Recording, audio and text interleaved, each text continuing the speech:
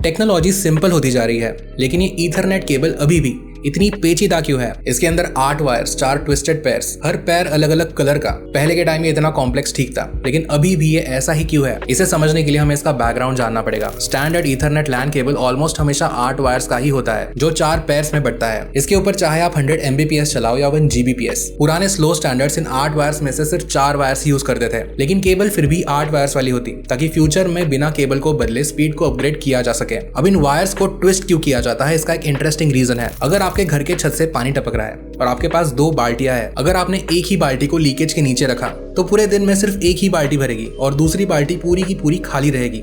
इन 2 बाल्टियों के बीच का डिफरेंस बहुत ज्यादा हो जाएगा। वही अगर आप 10-10 मिनट में बाल्टियों को स्विच करते रहो तो दिन के एंड में दोनों में लगभग सेम पानी भरेगा और डिफरेंस ना के बराबर हो जाएगा। इन वायर्स को ट्विस्ट करना बाल्टियों को स्विच करने जैसा ही इफेक्ट डालता है। छत का लीकेज यहाँ पर इलेक्ट्रोमैग्नेटिक इंटरफियरेंस या क्रॉस टॉक जैसा है, जो केबल में सिग्नल को डिस्टर्ब करता है। जब दोनों वायर्स एक दूसरे के अराउंड ट्विस्ट होते हैं तो कभी इंटरफियरेंस एक वायर के करीब होता है, कभी दूसरे के। इन दोनों का एवरेज लिया जाए तो दोनों पर डिफरेंस सेम पड़ता है। इससे जब रिसीविंग एंड पर सिग्नल मिलता है तो वो डिस्टर्बेंस कैंसिल आउट हो जाता है और सिर्फ जो असली सिग्नल बचता है सिर्फ उसी को रीड किया जाता है। इस टेक्निक को डिफरेंशियल सिग्नलिंग बोलते हैं। अब आते हैं इन 2 स्टैंडर्ड्स पर, T568A और T568B। ये जैसे एक ही केबल के 2 स्पेलिंग्स हैं। दोनों में 8 वायर्स, 2-2 के पैर में, मतलब टोटल 4 पेयर्स। सिर्फ इनमें कलर के ऑर्डर का डिफरेंस होता है। लेकिन क्यों? देखो, अब नई चीजें बनने से पहले भी चीजें एग्जिस्ट करती है। नया कुछ लाने के लिए पुराना तोड़ा जाए ये जरूरी नहीं। समझो आप कोई नया इलेक्ट्रॉनिक सामान ले रहे हो, फॉर एग्जाम्पल फ्रिज, एकदम एडवांस्ड फ्रिज। लेकिन इस एडवांस्ड फ्रिज को ये ध्यान में रखकर चलना पड़ेगा कि इसका प्लग पॉइंट जो है वो इससे मैच करे,